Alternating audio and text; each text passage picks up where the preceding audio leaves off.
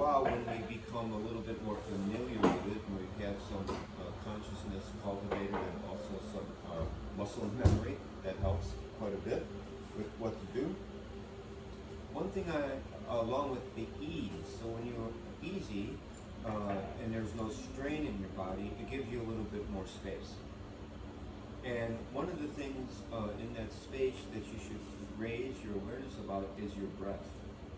Like, sometime during the course of the day, hopefully more than one, ask yourself how your breath is informing your work right now. You know, the breath is the major component. So you have to have some awareness when you're working about your breath. And, you know, thankfully to the autonomic nervous system, we don't have to overly focus on breathing.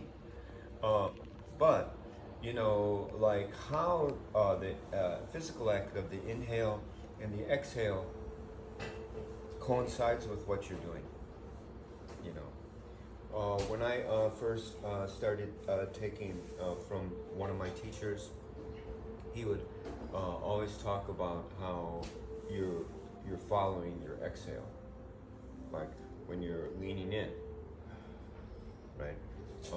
Things like that. When you're moving to lean in again, this motion here, inhale, and then exhale, right? So as much as I can remember, I do that to myself when I'm working, because it helps facilitate that connection. You know, we're in a process of giving. And so I worked with this teacher for like 3 years. And after, I'd say 2 years, he started saying, now with the breath, he started letting me exhale a little bit first before I leaned in. And he was saying how the breath starts to open. And then you follow in. You know what I'm saying? Like if you're working on someone and we're trying to compromise the statement about how your breath informs your work, and you've come to maybe a realization of that, I'm going to lean in on the exhale. But before you start that motion of leaning in, you exhale just slightly before it, and then follow in the exhale. So these are a couple things I'd like you to just experience anyway. So they just sort of left me alone. But I developed so much, like the opportunity when I was at, is it Conway Lauderstein or Lauderstein? Lauderstein family. Yeah. Oh, okay. I forget. Same difference. Yeah, basically. TLC is the acronym. Oh, TLC Oh, yeah, is that's a right. lot easier, so that sort of clears up that mystery. They gave me opportunity to do this program, but they never intervened. They gave me such opportunity and so much respect that they just said, you do your thing. And then I had a lovely person help, and we developed a lot of things. And in that, it's like you come to the realization, it's like, and this is, I think, what I said yesterday, which now I guess is a script if I'm recalling what I said yesterday, is that,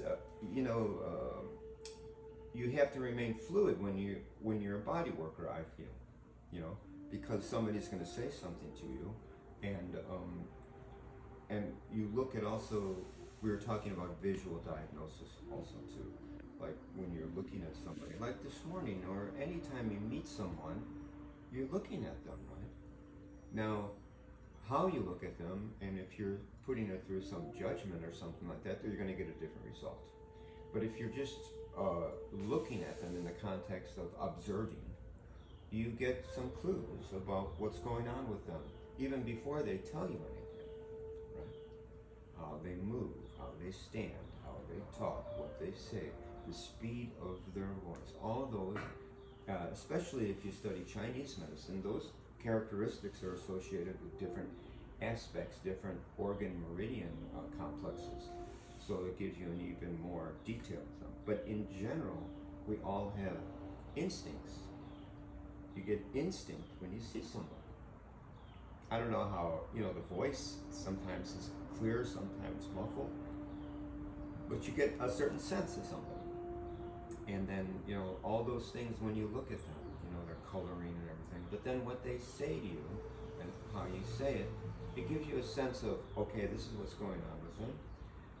So, like I mentioned mentioned yesterday, we all know things to do. But until you start working on them in that context, when you feel their tissue response or how they're holding their body, you change to go to where they're at, right? You're not going to force them into something. You're not going to give them more than they're asking for or too little. You're trying to be aware enough and fluid enough, I feel, to go to where they're at currently. And then just sort of match that momentum with what you know how to do.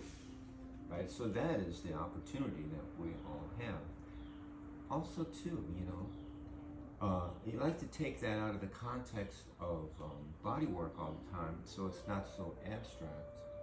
And just look at it in the context of your relationships, or when you meet somebody, or all of that. Somebody is like, "Hi, how you doing? My name is Buster Crab," and he goes to shake your hand. You wouldn't have, "Hey Buster, how you doing?" I mean, if you really want to connect with Buster, you're not going to approach him that way. What? How could you even think about it? So you turn your lot down with it. "Buster, nice to meet you," And then Buster is like, "Oh, okay, so this guy came at me and he's sort of being easy with me." And then he gradually, I don't know if his demeanor is changing, but you'll have a connection with that person, right? Handshaking, too hard, too little, all that stuff, Now, when I go to different places, I not only observe people, but I listen to how they talk. And when I'm talking to them, after a while, I just start to throw a little something in there, so they resonate with, "Oh, well, that guy's talking okay now, I understand, that's sort of how I sound." You have more of a connection with that person. You hear somebody say something, you drop that back in the conversation and like, "Yeah, man, I got you with that." More connection. Yeah, body work same. Body work same. For it to work here and to work in that relationship, you have to just be right there. Just listen. That's all.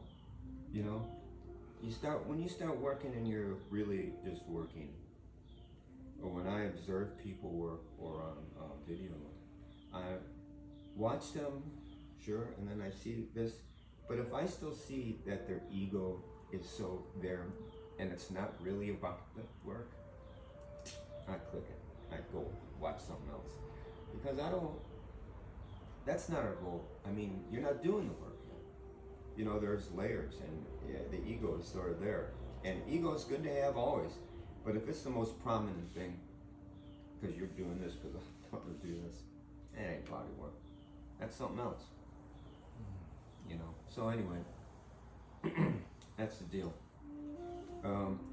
So any other than that, some more consciousness with our the ease in our work and how our breath informs our work. That's really nice. It's really nice. And on a little side effect thing, it really helps your physical body as we're doing this work, right? Because it removes the static. It removes a lot of the resistance that we could put in by improper application of technique. Because you hear all the time, about how body workers get burned out or they hurt themselves. And this is possibility for sure, because it is physical work. But remember, the body is responding to how you're using it, right? So if you're unconscious and applying because somebody's saying more, and you're hyperextending to a certain extent and leaning past the contact, which puts emphasis not only on here but here, you're going to have some ramifications after a while. So, you just try to stay back when you're working and lean in, right? Okay, cool.